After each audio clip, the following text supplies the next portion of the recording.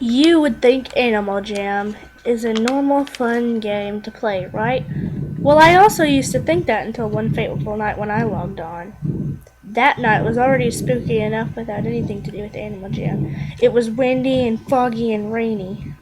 There was really nothing to do besides watch the weather or play on my laptop, so I decided that I would just go ahead and play Animal Jam. When I logged on to Animal Jam, I noticed that the alpha on the screen didn't show up until near the end of the loading. But when it did, I kinda wished that it hadn't. It was Sir Gilbert, with glowing red eyes, and where his tail should have been was a mass of blood. I thought that maybe it could be a glitch, but I had my doubts. Well, once I got into the world, seems pretty normal to me. So I sent jamograms to 3 of my buddies, Flare111, I Love My Slot, and Jana Jade 2003, to come meet me at my den to join up in Return of the Phantom's adventure. To my surprise, they actually all showed up. Once we got into the adventure, I showed everyone where a secret chest was. We were all looking for corks, but strangely there were no phantoms. I started to get a little worried. This is just a glitch, I told myself. Animal Jam does stuff like this all the time. Just as I clicked on the last cork, I heard a loud scream. As I ran toward the sound, I saw a patch of woods. Luckily, I was wearing my legendary glove, so I was able to slice through the trees after a few attempts. Just before I entered the woods, said, "Guys, come here. I heard something." As I was bolting through the unknown woods trying to find the source of the scream, I heard something rustling in the trees. I turned around to see a shadowy figure emerging from the woods. "Maybe it's one of the others," I said out loud. But boy, how wrong was I. Once it came up to me, I figured out who it was. It was Sir Gilbert. And he looked the exact wreck he did back on the loading screen. "What are you doing here?" he growled.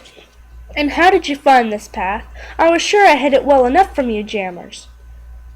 I was now kind of scared.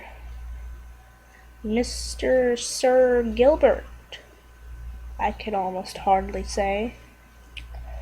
"I'm sorry, but I just heard some strange noises and now I just..." "Well, you need to mind your own business, you stupid jammer," he roared.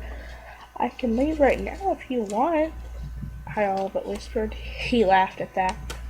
"I'm sorry, but I cannot let you go now," he said, "for you will give my secret away to the other alphas and other jammers."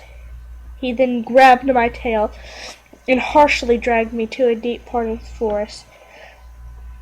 My paws were red by the time he put me down finally. "Stay here until I can find you a cage," he commanded. I nodded as he padded off. I then looked around and realized why my friends had never shown up. There, in a cage, was Flare, Dana, and I Love Mice a Lot, and Fear, shaking and crying.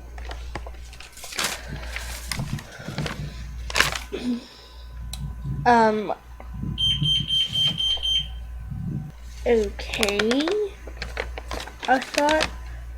Why would they be in a cage? Oh, wait. Sir Gilbert got them. I started toward them and almost stumbled over a key like you would use to unlock the bunnies. I picked it up and tried it on the lock. Surprisingly, it worked. "Guys, no time to talk. Run, follow me," I whispered. We ran as fast as we could until we reached where I had entered. Oh, crud, it's already overgrown, I thought. I then sliced open the branches using my legendary glove and ran through with them right beside me.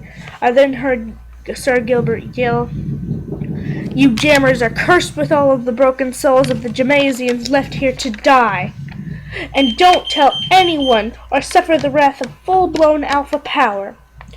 We all decided to go back to my den and talk it out. We would never go back there again. But one question still remains. What kind of bad luck would the curse bring? And Would we be able to keep a secret, or at least be able to look at him the same way ever again? Hope you enjoyed this creepypasta. Do not copy.